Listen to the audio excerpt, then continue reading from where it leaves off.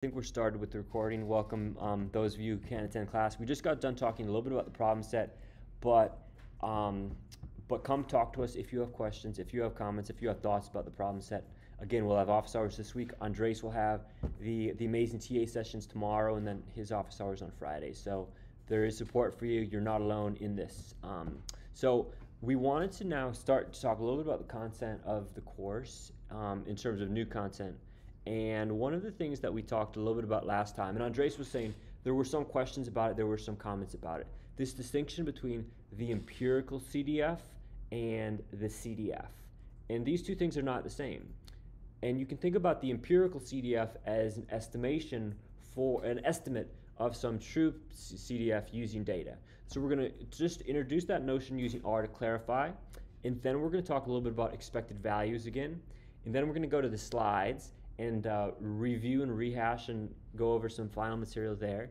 And then finally, we will talk a little bit, if there's time, and we don't need to force it, but if there's time, we'll talk about some ways of thinking about using probability to reason, like what are the rules of probabilistic reasoning? And that will be a fun thing to discuss as well. So before we begin, I'll just talk about this by saying the following. So let's just jump up here and talk a little bit about what we did before. So before, remember how we were looking at CDFs, and now we're going to do, we're going to use a loop again, and we're actually going to show you how the CDF compares against a theoretical CDF as the size of the data set changes. So the basic idea is the following. A CDF is calculated, an empirical CDF is calculated using a data sample. So I get a data sample somewhere from the world. And then I basically calculate from the empirical data the fraction of observations less than any given value using that empirical data sample. So let's just say that we're drawing from a normally distributed random variable here in line 133 with a mean of -2 and a standard deviation of 3.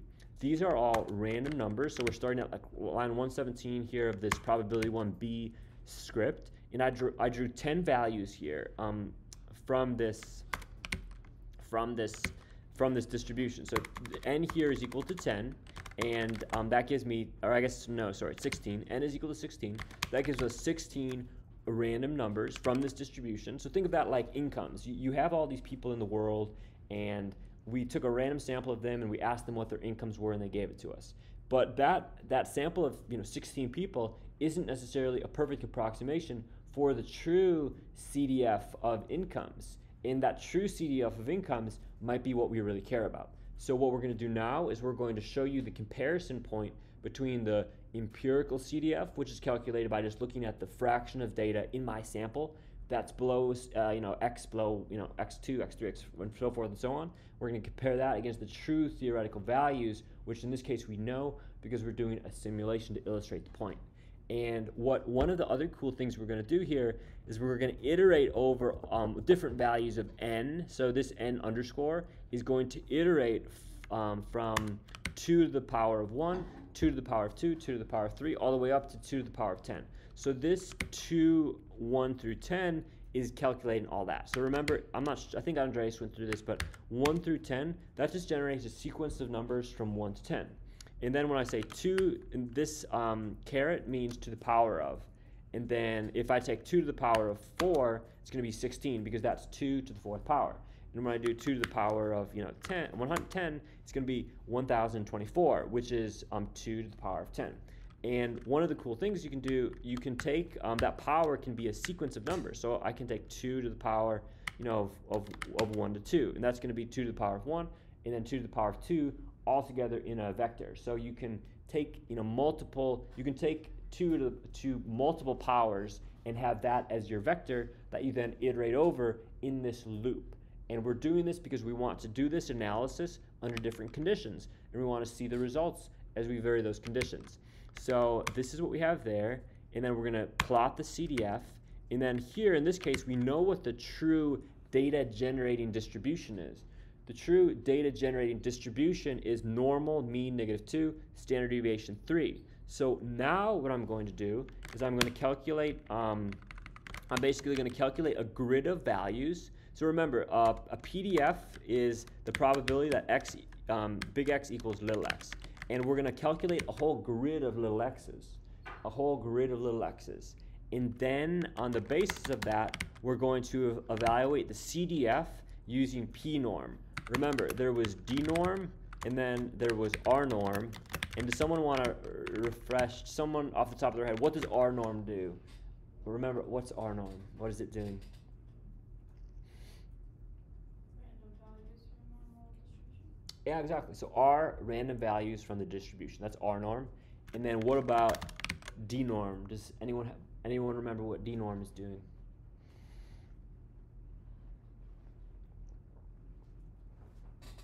Isn't it taking the density from the normal distribution? Yeah, exactly. So there's R norm, which is random draws, and then there's D norm. So remember that D stands for probability density, and sometimes we also use it to represent probability mass too, like with the D binom.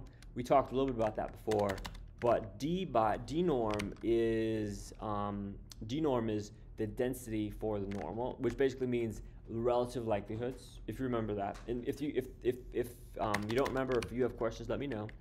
And then P norm is basically a way of using R to calculate CDF. So P, remember, think P probability. Remember that probability density is not the same as probability. It's related, but they're a little bit different. And C norm is what generates the probability of basically taking on a value of little x or less. So that's what a cumulative distribution function was. And we're now using P norm to calculate the cumulative distribution function in R with mean of -2, standard deviation of 3.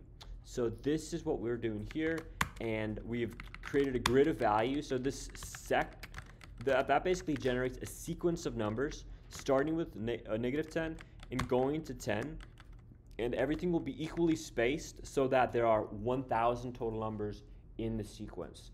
To calculate the CDF, remember the CDF is the probability that x equals little x. Well, what value of little x should I use? Well, I'm going to use a whole grid of them and plot the results along the whole grid. That's how I'm going to calculate the entire CDF curve instead of just the value. So there's a difference between the curve and the value. Are there questions? Anything not clear? Anything maybe you're questioning or uncertain about?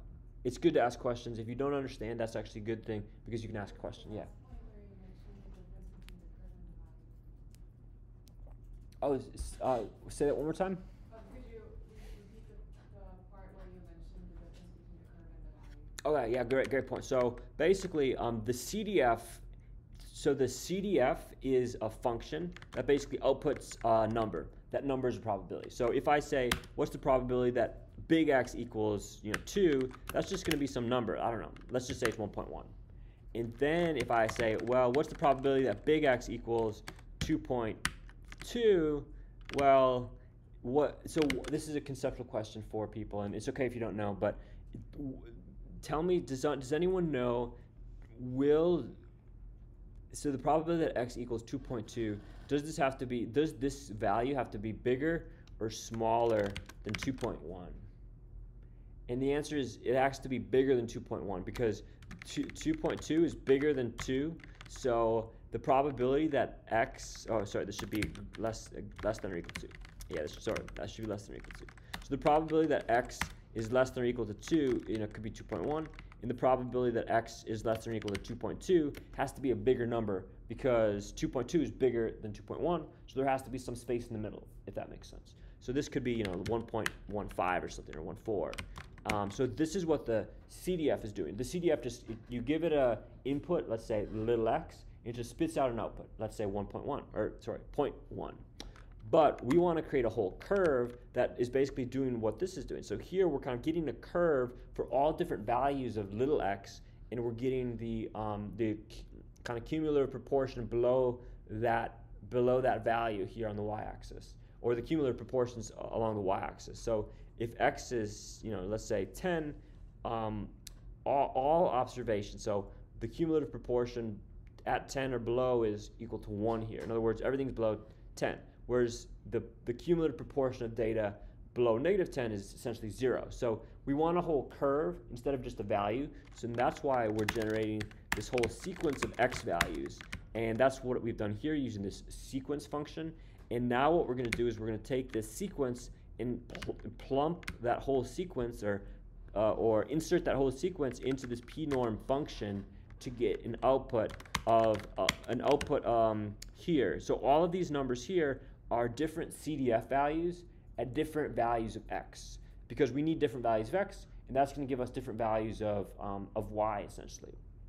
So then we're going to plot here the true CDF using our knowledge of the true data generating process here. So this curve is what we just generated, and this curve is why we needed that whole sequence of x values as opposed to just one, because we need to see, what is the for every single value of x, we want to see what's the probability of being at x or below x, if that makes sense. Does that make sense? All right, cool, good question. Other questions, other thoughts? You can see here that there's a bit of a mismatch, if you will. When we just have 16 observations, sometimes the empirical CDF is a little bit different than the true CDF. There's a mismatch because our sample wasn't very big. So just by chance alone, mismatch.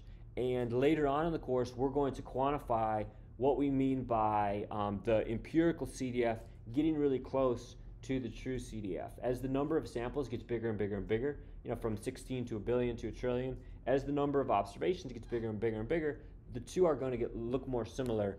In other words, your data are going to be more informative about the true underlying distribution. And that distribution might be something like the frequencies of civil wars, or the distribution over financial crises. It might be an important thing to learn about, and you can learn about it with more data, which is why there's a big emphasis now in the social sciences about bringing historical data to bear on pressing questions of today, because that gives you more data to make inferences about the problem. So now, if there are no questions, if there are no comments, a question. Yeah, please. Once again, revisit the difference between the true CDF and the empirical one. I'm not sure I quite understand what the distinction is. Is the empirical one just what the probability theory says that the CDF should be? Yeah, good question. So there's the true CDF is this thing here. The true probability that big X is less than or equal to little x. That's the true. That's the true thing. If we knew that if we knew what x was distributed according to, we could compute this exactly. Mm-hmm. But the problem is we don't really know what the true distribution is. Mm-hmm. We don't really know what the mean is necessarily. We don't really know what the standard deviation is. There's a question mark behind those two things. Mm-hmm. So you can think about the empirical CDF as essentially like a hat. So like hat PR, x less than or equal to x. So the idea here is we don't really know what this true distribution is, so let's use our observed data, and let's basically say the proportion, does that make sense? So the empirical one is the true CDF of the entire population, whereas the true CDF and then the empirical one is of the data that we have to represent the population. Yeah, that would be one way to think about it. If there was some superpopulation, infinite population, there's some true CDF out there. We don't really know what it is. We only see a sample of the data, and what inferences can we make given that sample? That's the difference. Yeah, good question. Other questions? Other comments? All right. So we're now going to do a loop, and this is just good coding. So if you go down the Python path, if you go down other programming languages path, you're going to do a lot of loops. And we're going to do a loop here, and we're basically going to do this comparison for all different values of n along this sequence from 2 to 1024. So I'm going to plot them, and I'm going to add a little bit of, I'm going to sleep the system so that things can be slow enough for us to see. But as you see, as the number of observations gets bigger and bigger and bigger, the two things get closer and closer and closer, something that will make more precise later on. But let's just do it again. You see that as you get more data, you get more and more, a closeness in some sense between the two. And when your data become really big in size, like 1024, you see that the difference between the empirical CDF and the true CDF gets smaller and smaller. So this is clarifying hopefully some of those questions people had about the relationship between the two. Other questions, other comments? I should note, well, maybe I shouldn't go into these things. I'm doing I'm using something called a sprintf command to put this n equals up there. You know, so you see how up top we're putting the sample size up there, you know, in the label.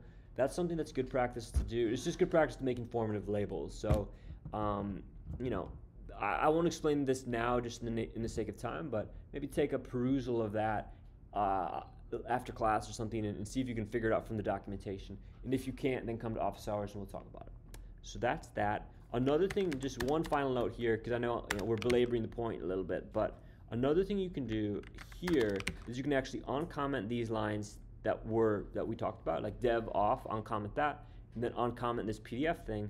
And then if you rerun the code, it's actually going to make a PDF for every image that got generated in that loop. This could be really important if you're, let's say you're going to plot, you know, correlations for every single country in your sample. You don't want to have to write code for every country. You want to just write a loop that then iterates over the whole analysis, that then does everything magically using the powers of automation. So definitely, whenever you can, I think it's good practice to use loops and other sorts of computational tools to avoid rewriting code, because rewriting code is really not a great thing, because if you have to make one change, then you have to make a change everywhere instead of just making it in one place. So it can promote bugs. It can be buggy to have that sort of thing happening. So if you look here now in my thing here, I see, look at all these files that got created. There's one PDF file for every value of n. So n equals 2, n equals 4, n equals 8, n equals 16, and so forth and so on. And you can see what the figure looks like. We'll talk later on in the class about good practices of plotting.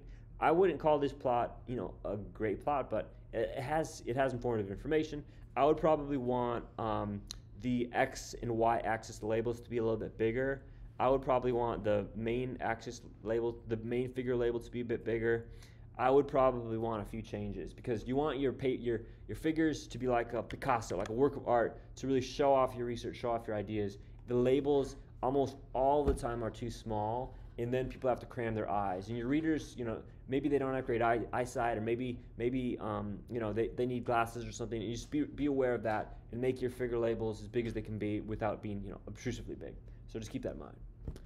All right, are there questions about this? But we're going to move on, if there are no questions, to something a little bit different.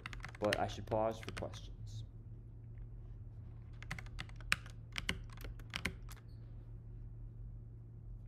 Okay, so now we're going to talk a little bit, and hopefully you on the video, hopefully people are following along. There have been some great questions, and I've tried to repeat the questions for you, but maybe I forget sometimes, so bear with us. But now we're going to talk a little bit about expected values. So in the problem set, there's one of the problems is about expected values, and we're going to go through now an example very similar to what the problem set is, so that you get an intuition for it. But before doing that, we're just going to talk a little bit about, you know, remember the definition of expected value. So let's just kind of, in a sense, derive the expected value of a Bernoulli distribution. Remember Bernoulli, it was a coin flip, a 0 or a 1. So now let's ask ourselves, what's the expected value of a Bernoulli distribution? So let's just zoom in here. Hopefully people can see. Maybe that's too much to zoom out 1 or 2. So let's do the expected value of a Bernoulli. So x sim, you know, Bernoulli p. So remember, we're basically saying there's a random variable x. It's not deterministic, it's random. It could be a 0 or it could be 1. And Bernoulli defines the distribution, and p defines the kind of Bernoulli. So x is a random variable, and then x takes on a Bernoulli distribution. So sort of like, you can almost think about it like how specific is the class. So x could be anything, but we're specifying it to be a Bernoulli random variable. And there could be a whole number of different Bernoullis with different probabilities. And p, we're basically saying this Bernoulli has probability parameter p specifically. So you can kind of think of it like narrowing in onto the specific problem that we're working with. So that's what this means. X, the sim value, means distributed according to. So x sim Bernoulli p, that's what that means. And then we're basically saying, what's the expected value of x? Well, this is the expected value formula that we've already talked about, that we've already gone through, that you've seen before, that now is hopefully as clear as possible to people. And remember, the intuition was, we're just taking a weighted average with the weights equal to the probabilities. That's the intuition for the expected value. Very simple, very straightforward, once we've gotten the framework together. So then we have all these fancy things like this curly x. Well, curly x here, that just represents the support of the distribution. Curly x here is just 0 or 1. So I've just replaced curly x with just 0 or 1. This is really more for edification, just to kind of really very explicitly show you step by step what's happening. So curly x, that's just 0 or 1. So now we're taking a sum where x is first 0 and then x is then 1. And then we're basically saying x times the probability of x. Remember, it's just like a weighted average. And then we're just writing this out explicitly. Like first, really this should be clear if we flip these two things around. So let's just flip those two around. So first we're going to say x is equal to 0. So we have 0 times the probability that x is equal to 0. Well, 0 times anything is going to be just 0. It's going to be just 0. So this becomes 0. And then the second part is 1, since remember, little x is first going to be 0, and then it's going to be 1. So little x, here it was first 0, but now it's 1, so now little x is 1. And then we're multiplying it by the probability that x equals 1. And by the definition, I guess you could say, of the Bernoulli distribution, by the PMF, if you will, probability mass function, px equals 1 is p. That's just the probability parameter we saw earlier. So this is, in a sense, a derivation of the Bernoulli expected value. So that's that. Any questions about this? We've tried to be clear with the steps, but if there's anything amiss, let us know. And if you're on the YouTube, put questions in the video, and folks will answer them there, or use the Piazza. Don't forget about Piazza. Okay, yeah, and I have this quote here from the Matrix. Questions are good. It's the questions that drive us, Neo. So just don't forget those important quotes. Okay, so now we're going to talk a little bit about something called linearity, and then I'm going to pop back. Then we'll take a break, because I think a break would be would be appreciated. So we'll talk a little bit about the expected value of random variables that are being transformed in some way. So let's say you have a random variable x, and sometimes you might want to do things to that x. You might want to multiply it by something, or you might want to add something to it. So let's just say we want to take x and then multiply it by some constant c and then add some other thing b. We might want to do some sort of linear transformation to my random variable. Like, for example, rescale it. Let's say my original random variable is on a scale of 0 to 100. For example, the DHS has these surveys, and they try to measure wealth, and that scale is 0 to 100. But I don't like that scale. I like the scale going from 0 to 1 instead of 0 to 100 or something like that. So that's a little more complicated, but in general, if you are just going to scale your data and then shift it, so scale and shift, in general, and this is in the slides too, but the expected value of x times c plus b for any constants c and b is just going to be equal to the expected value of x times, and this is in the slides too, times c plus b. In other words, you can bring out constants outside of the expectation, and now the only thing we have left is just e of x. So this is how we deal with scaling and shifting with constants. What do we mean by constant? We mean something that's not random at all, from the perspective of the distribution that we're working with. Other questions about that? We're going to show this a few different ways, but this is extremely relevant to problem set 1, where we're talking about electoral votes, because then, we'll go through it. So let's go through an example here. So the example is, let's say that my expected utility if candidate A wins is C. And let's say that C is a constant. If they lose, my utility is 0.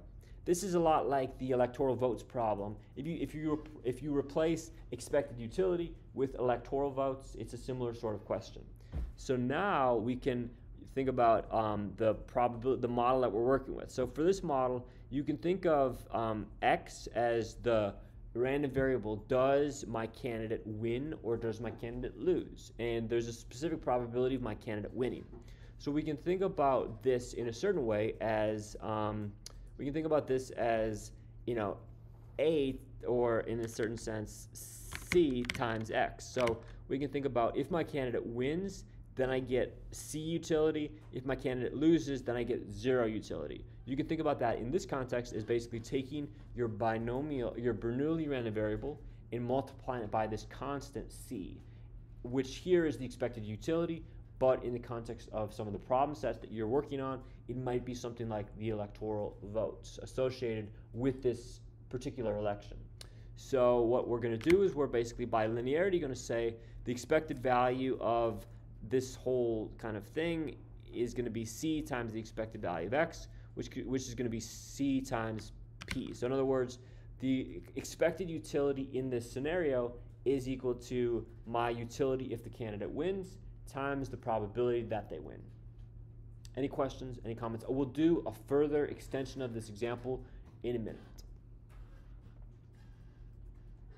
And yeah, there's also slides about this, so we'll talk about it in the slides too. So just here, it's one of the things, like I really like checking my work with simulations because the simulations have a certain superpower to them. So the superpower here is kind of presaging what we're going to talk about later, but the basic idea is that the expected value of some function of my random variable might be really, really hard to compute.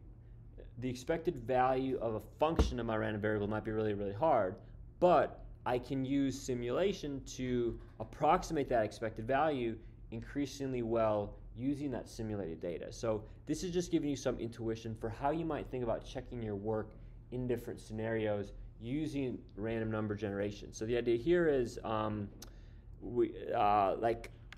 maybe this is too much for today, so I'm just going to kind of briefly go through this, but the basic idea is instead of computing this expected value exactly, you can use simulation, and you can basically take the mean of the simulated values with that transformation applied to get a really good approximation that becomes increasingly good as the number of simulated examples gets bigger and bigger and bigger. So this, what I'm showing you down here, is how you would simulate the problem that we just discussed regarding the candidate's utility. So here we've taken a lot of random numbers from a specific Bernoulli distribution. We can think about the mean, and here if I'm taking, I could think theoretically about the expected value of x times c, and we know what that is given the rules that we've been discussing, but the simulated data, or the synthetic data that I've generated, can be used to approximate it by taking these random numbers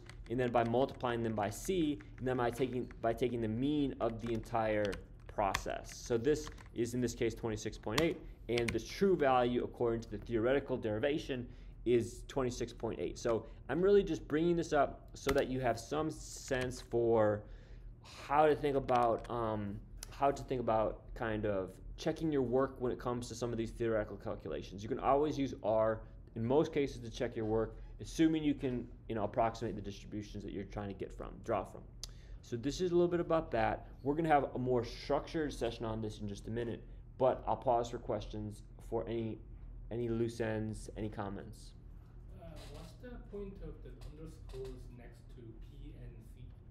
Yeah, good question. So this underscore here, this is what I would call a coding convention. So in R, there's a function C. It's the concatenate function, and it takes numbers and it concatenates them together to form one vector.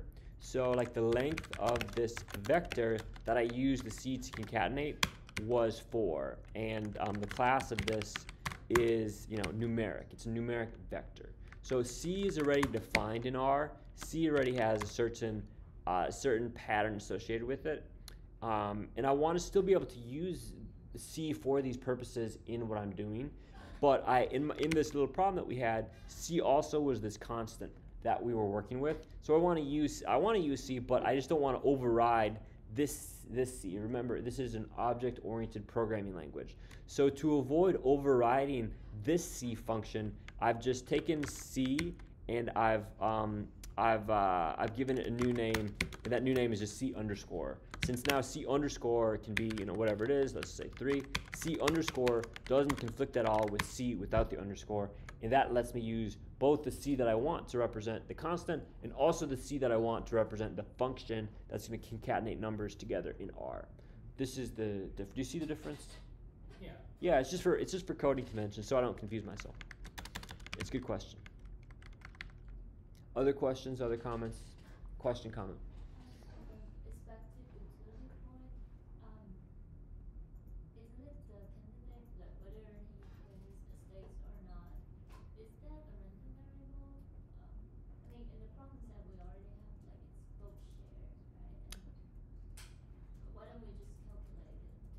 Yeah, good question. So we can calculate the true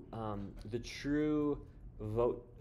We know the true vote share, and we also know the electoral. So in other words, we can compute the electoral share that Obama received using the data that we got, but we're also using the betting data to try to get a probability. And the problem set talks a little bit about how you do that calculation or how you make that translation. But given the probabilities from the vote share data, that's what you're using to compute the expected values, not the observed vote share. So there's a distinction between the estimated probability from the betting data, which is in one data set. There's a distinction between that and the true electoral vote share from the real election. We're using the real vote share to calculate the observed electoral votes for Obama, and we're using the betting data to calculate the expected vote share given the betting data, if that makes sense. So there's a distinction between the vote share as received and the probabilities as estimated. There should be a relationship between the two, and that's what we probe in the first part of the problem set. But in the second part, we use the electoral votes together with our probabilities to compute an expected electoral votes, and we compare those. Does that make sense?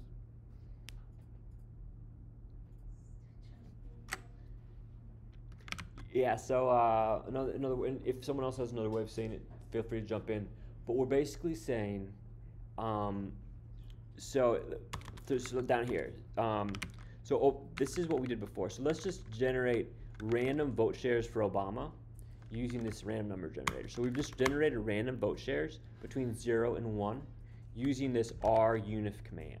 That's what we did. So these are just random numbers between 0 and 1. So it's 0.57, 0.78. Does that make sense? Okay. And then let's make an indicator for if Obama wins. Let's assume this is two-party vote share. So if Obama gets above 0.5 in the vote share, Obama is the winner. If he gets below, he's the loser. So this is an indicator variable for whether Obama wins. There are a few different ways of writing this in R. We've listed out two of those ways here for you. So this is an indicator for if Obama wins, 1 if he wins, 0 if he loses. So this is the indicator. And then the vote share for Obama, we know the vote share. The vote share is just going to be, an indicator if Obama wins times the electoral votes associated with that state. Then we're just going to sum them up, and that's going to give us some number. I don't remember off the top of my head. So that's how we calculate the real observed vote electoral vote value for the real observed election. Does that make sense? These are randomly generated. Yeah, these are just synthetic for the purposes of illustration. You'll be using the ones from the data sets that was provided. Yeah, so these are synthetic. This is how you would generate the real vote shares for Obama. But then the expected vote shares are different. The expected vote shares, they don't use any of this at all. We're going to 100% remove those from our mind. They're going to be gone. They're going to be extinguished from our memory. The expected vote share uses only the probabilities that are derived from the betting data.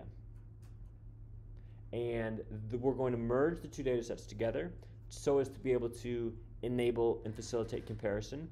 And the probabilities from the betting data, remember, we're thinking of that as a function of the price. So we're going to take the price, we're going to divide by 100, and we're going to assume those are our probability. And then using the probabilities, we're going to use the exact same mentality or the exact same reasoning that we used up here to calculate the expected vote share. So the expected vote share is sort of like the expected utility in this problem, and we're going to basically take the probability, the expected value of, so we're going to use the same sort of logic to compute the expected vote share of Obama for the different states, and then sum all those up to get an overall value of what Obama would be expected to win using the betting data as our guide. Are there follow-ups to that? Is that making things a bit more clear? All right, well, if you have further questions, definitely use the Piazza and use your team, or come talk to us with office hours. But the basic idea is we have those two sources of information and we're comparing them. One of them is the observed outcome, the other is the predicted outcome from the probabilities, and that's what we're using as our basis of comparison. And we're using the same logic here, where we're basically saying the Obama winning, that's like a Bernoulli random variable. So if Obama wins, we basically take that and multiply it by the electoral votes for that state, and that gives us, that, but then we need to take the expected value. So the expected electoral votes is the expected probability of winning times the electoral votes for that state, and that's what you're using to generate the expected electoral votes for that state.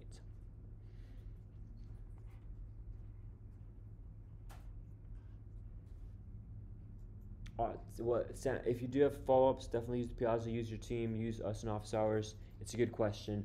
Are there any other questions about this?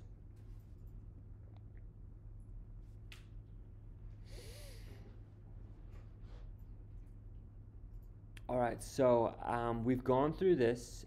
So now I think we should take a little break. So let's take a 4-minute break. Let's come together at around 1:55, and then we'll continue on with our journey together. So we'll do a little break, and we'll come back in a few minutes.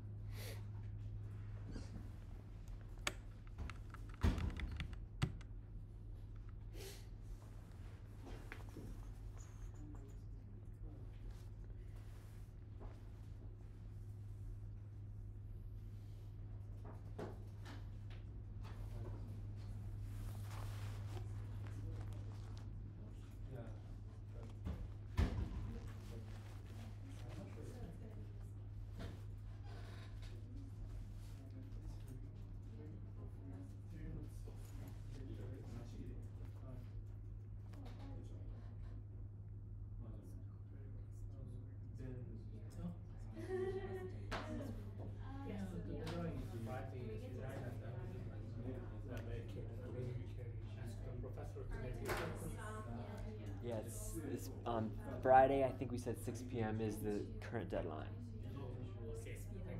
6 p.m. Yeah, we don't want people to be working too late. Yeah, exactly.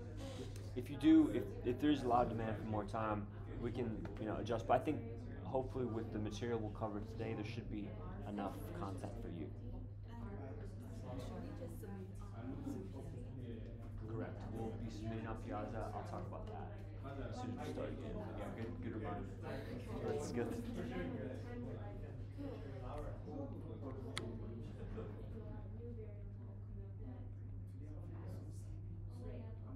That only has one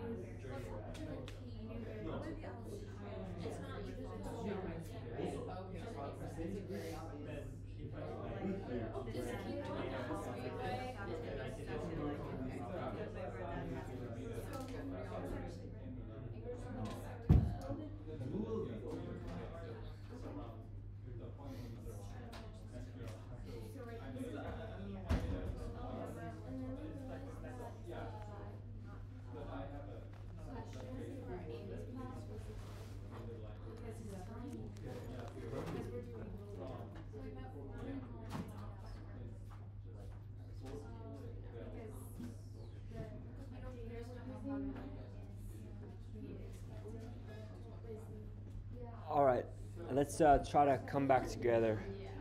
So just as a PSA, folks will be submitting the problem set on Piazza. So Piazza is listed here. You can go to course information. You can go to either of these two links. Some of the links may work for some of you. Others of the links may work for others of you. So just do whatever link works for you. And there should be instructions here. I'm not sure if we made the problem set for this yet, but we'll post the problem set on the Piazza as soon as possible, and that'll be there for you to submit. So again, the deadline is 6 p.m. by Friday on Piazza. Any questions? And when will it be uploaded to the grade scope? Oh yeah, sorry, Gradescope. Yeah, Gradescope is what you'll be submitting to. So submit by 6 p.m. on Gradescope on Friday. Yeah, 6 p.m. Gradescope Friday. And the links for Gradescope are here. Those should work for you. You'll have to use your UT logins to access. Are there any differences between like the grade scope, the first one and the second one? It's just whichever one works for you. They link to the same course. Okay. Yeah, good question. But as of now, there's nothing on the grade scope page. Yeah, we haven't submitted the problem set yet for it. Exactly. Yeah. Yeah, no, it's a different. People, just for the YouTube, folks are discussing a few things in the background, so we're going to pause for a few more minutes until we figure this out. Yeah, are there questions? Does it work? Do those links work for you? Yeah, links work. They do work. Do they both work or just one of them? I think the second one works for me, but the first one works. Yeah, both works now, but sometimes the first links don't work, so I guess it requires a login or some kind of prior activity. Okay, that makes sense. Yeah, so it's from.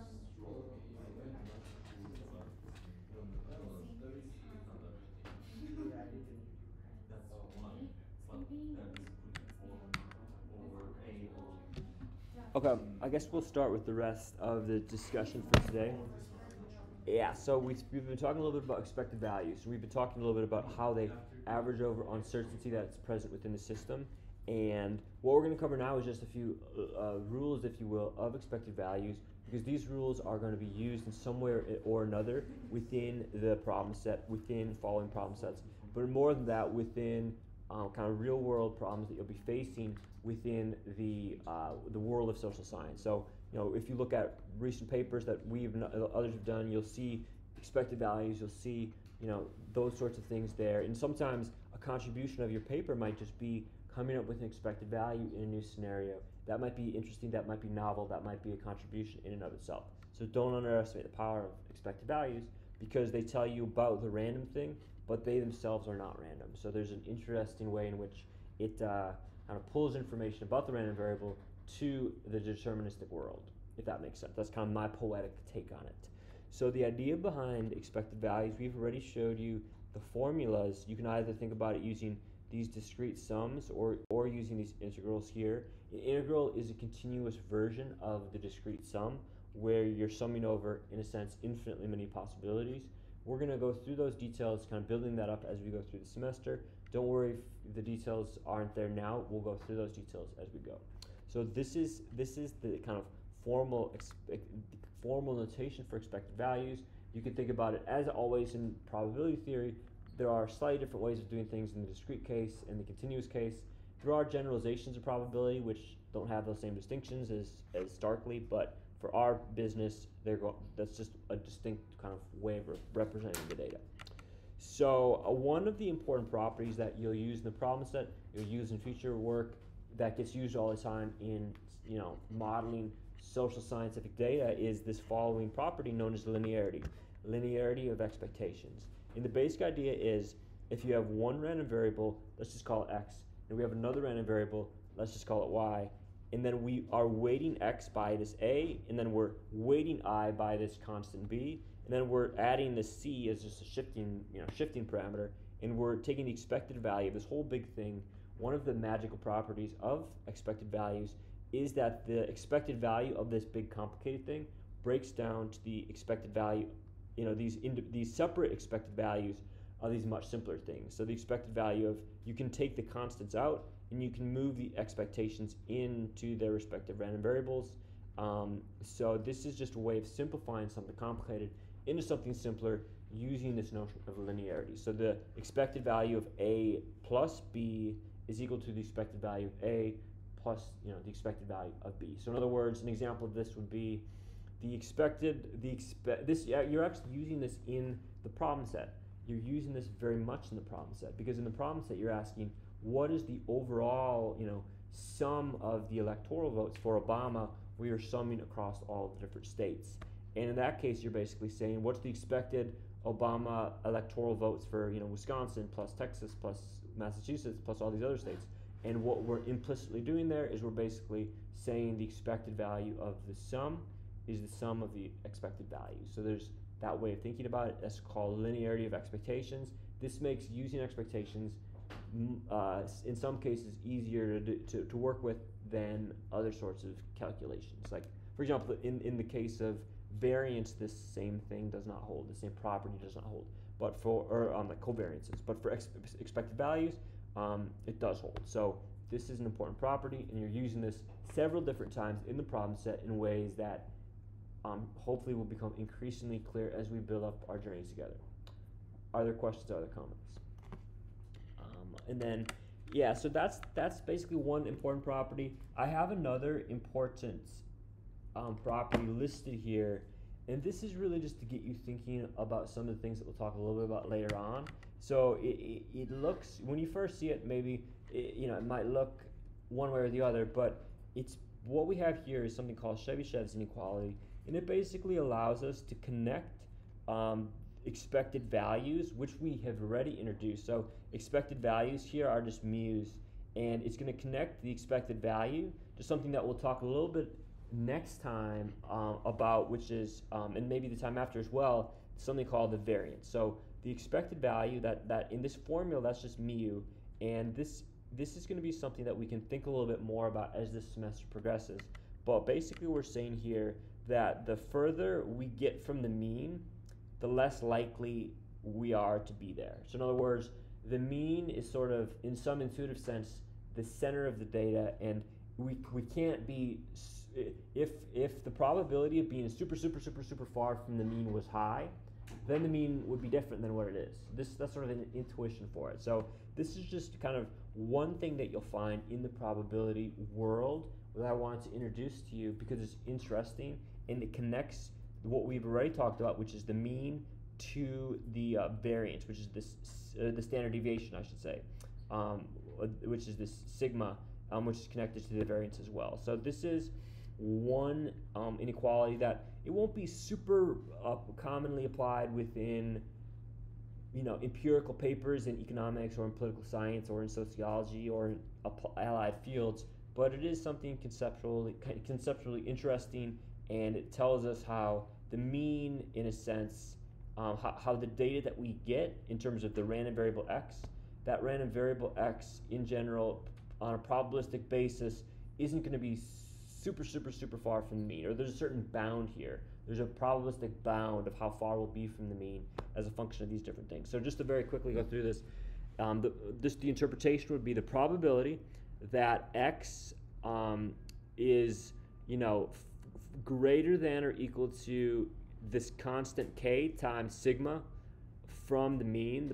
That's what this is basically saying. So we have the absolute value of x minus mu, and we're saying that difference between the random variable x and mu, that difference, the probability that difference is greater than k times the standard deviation, which we'll talk about next time. That whole probability is less than 1 over k. In other words, when k gets really big, we're basically saying, what's the probability that this deviation is, we're basically saying, what's the probability that this deviation is even greater than some big number times the variance? Well, the probability that we're even greater than some deviation from that variance is going to be bounded by 1 over k squared. So basically, the interpretation also is listed out here, but it's just a way of explaining how the mean and the variance are connected through this kind of bound, and it's going to be related to some things that you might see in other probability courses, which is why I introduced it here. It's not going to be super relevant to kind of the everyday applied statistical work that you'll be doing, but it's interesting, and we have it here, and it gives you some intuition, hopefully. So this is just kind of more just us having fun with the ideas. But the thing that is really, really important is this linearity idea. This linearity idea, that's super important. This Chebyshev's inequality idea is more important for those of you who are going to go on and do the master's in statistics and take some more probability classes. We're giving you a flavor of that now. Okay, so now we're done with the first slide deck. The slide deck that's in the Piazza denoted by, slide deck 1. We're going to move to slide deck 2, which is going to talk a little bit about rules of probability, and then later on we'll talk a little bit about the variance as well, like quantifying uncertainty, and then we'll go from there. So let's just go to the second entry, the second set of slides, and these are all available again on the Piazza. So we have these slides, and the date should be updated, but basically I have here some thought questions. We have about 20 more minutes together, so I think I'm going to skip these just because we'll go through these in the problem sets, so we can come back to these next time. But if you want to maybe over the weekend ask yourself, what is the answer to this question? What is the answer to this question? What is the answer to some of the questions that are outlined here? I have some kind of review of what we've hopefully already done, at least to some extent, that you can use to calibrate your mind. So there's some review here about CDFs, and there's some review here about probability distributions, and these are just more for you to check your understanding. Like, does this make sense? What would the answer be? Why is it this? Why is it not that? So this is really review for you that maybe next time we'll go through together, because it's always good to review together.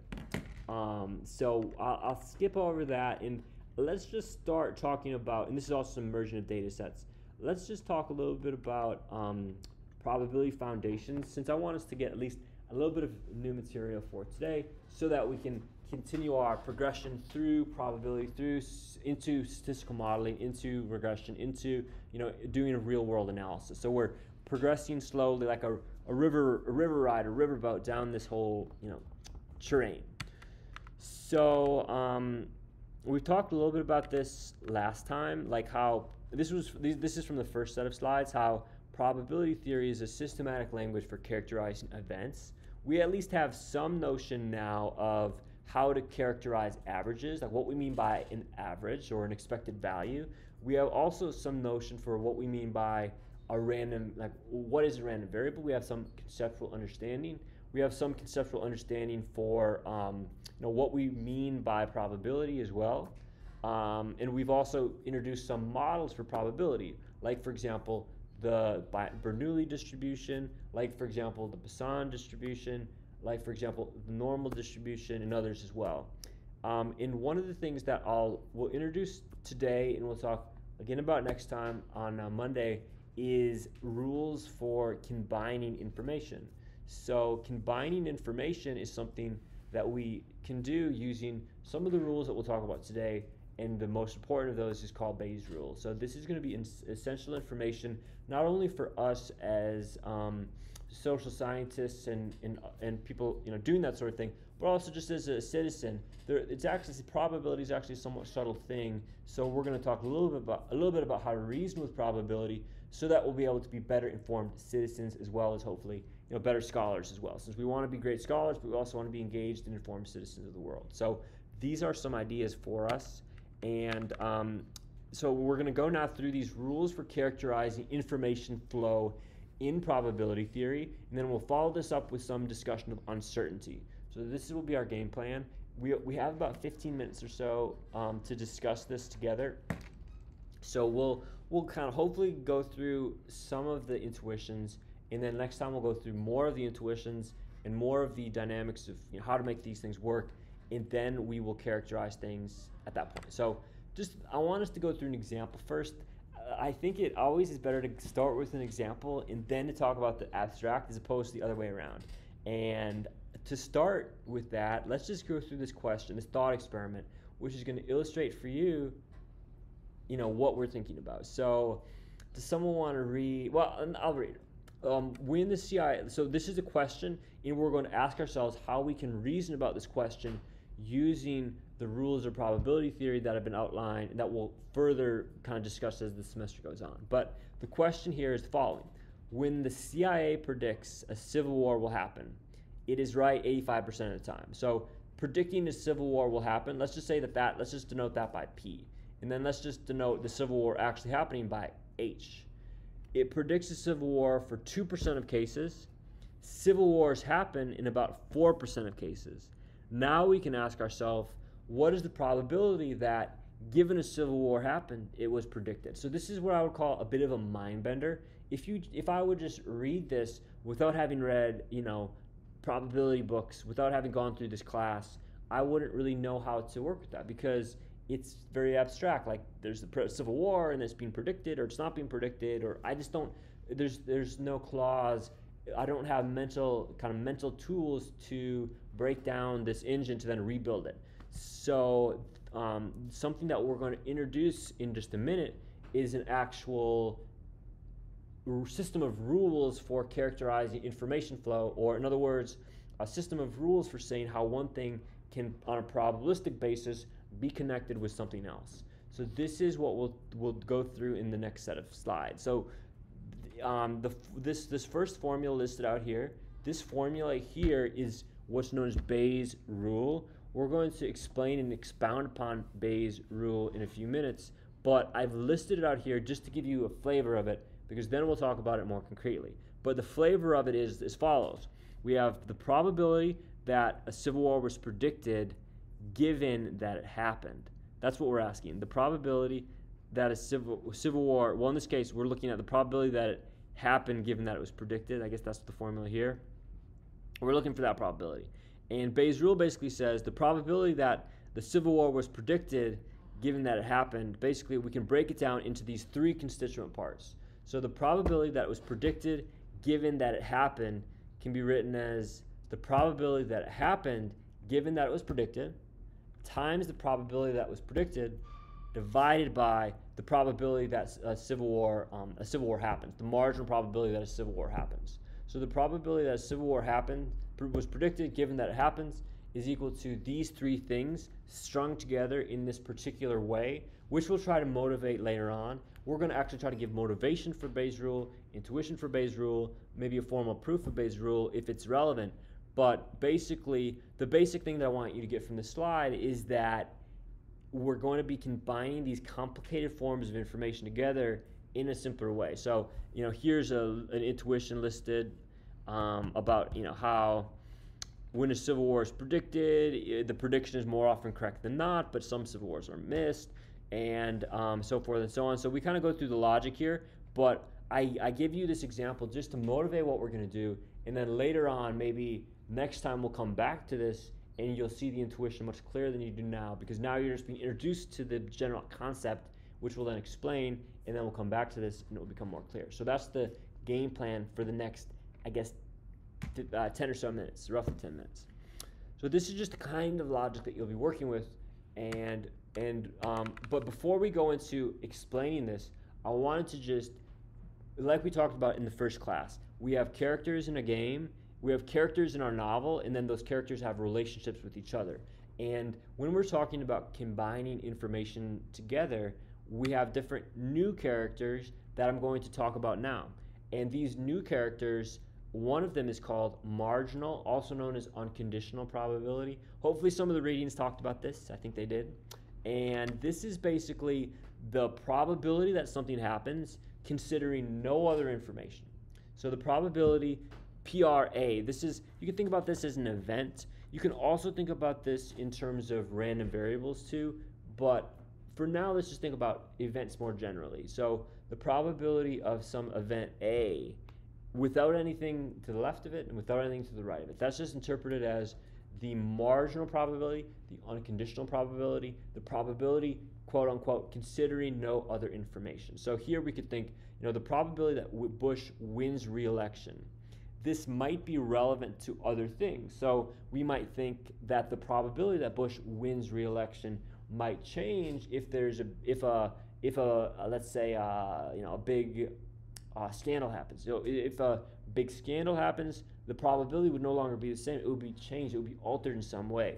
So we can think about, first of all, we can think about marginal probability, unconditional probability, and our vehicle towards what I was just talking about, which is conditional probability. Our vehicle to that is something called joint probability. So joint probability is simply the probability that two events occur simultaneously. So the probability that Bush wins re-election, and also the that the event that the Pope resigns. So it's the probability of two things happening at once. So this is called joint probability.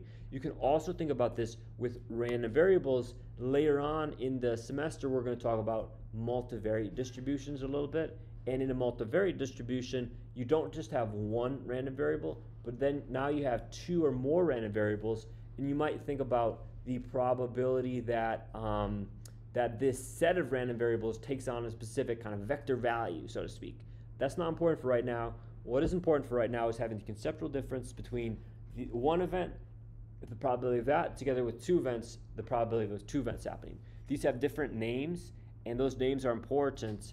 And these names will be, like I said, these concepts are going to be like players in our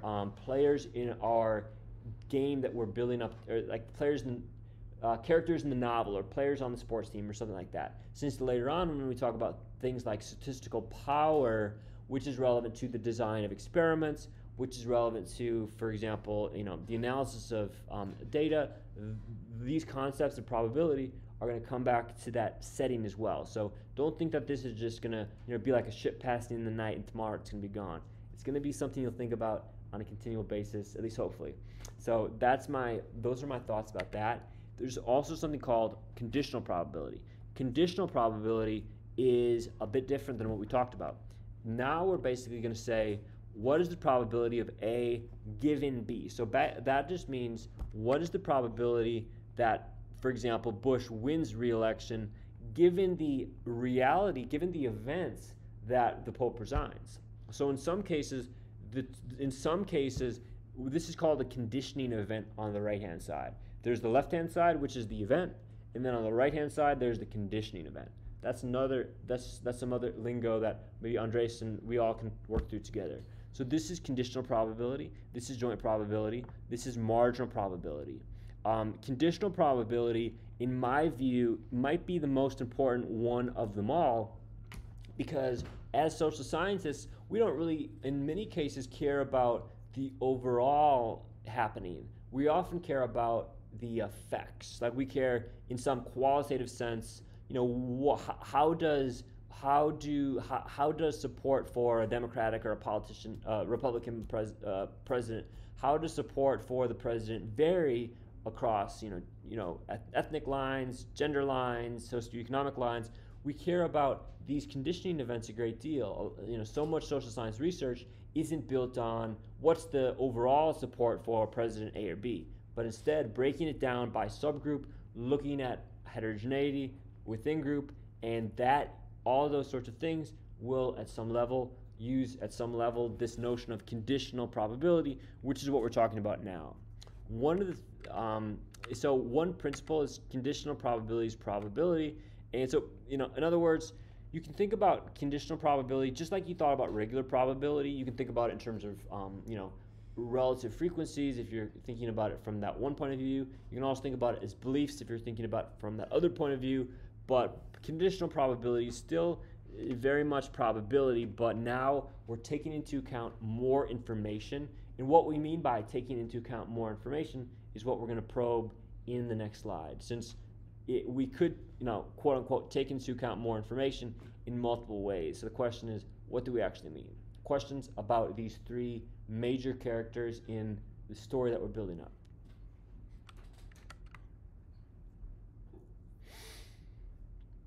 All right, no questions. If you do have questions on the YouTube, don't forget to put them in Piazza or in the comments, and we'll get to them.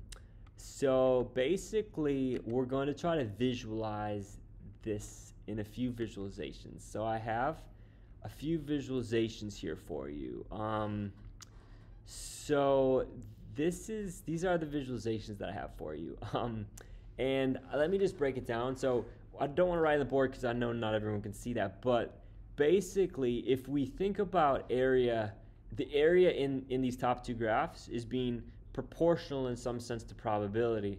We can think about event A and then we can think about event B. And we're going to use this intuition to try to think about how knowledge of event B translates into our probability of event A. And I'll come back to this. So I think it makes more sense to think, I'm gonna talk about this, and then we're gonna flip back to this, and it hopefully makes sense. So we want to understand the following: the probability of event A given event B. This is something we care a lot about, and this is also something that you'll encounter in courses, for example, MLE course. This is something that we'll be talking a lot about, and it'll be returning in that sense. So this is your first introduction to it. This is your first flavor of it. So we're giving, I think, a high-level introduction. I'm focusing heavily now, hopefully, on intuition, just to give you a sense for what this truly means. And then later on, we can talk about the formalities. But this is the probability of A given the probability of B. And this is one way of framing Bayes' rule. The probability of A and B divided by the probability of B. Okay, what does that mean? Well, what that basically means is the following. And I think in the slides I might even have it. But basically, this is a way of combining information in a certain way. So remember, we talked about how conditional probability was just the same as normal probability, but there's a big difference. The big difference is that we're conditioning on the event that B happened. So you can think about this dividing by B on the bottom. We're sort of that's kind of like a normalization factor. We're assuming that B happened. So now instead of my, in a sense, space of all possibilities, my space of all possibilities is restricted. If you think about this graph here, we have A and we have B, and I know now that B happened. So in other words, I'm not looking at the entire figure here depicted with these two circles. Now I'm looking only at the circle associated with B, because I know that the event B happened. So in other words, I'm sort of living and lurking within B somewhere.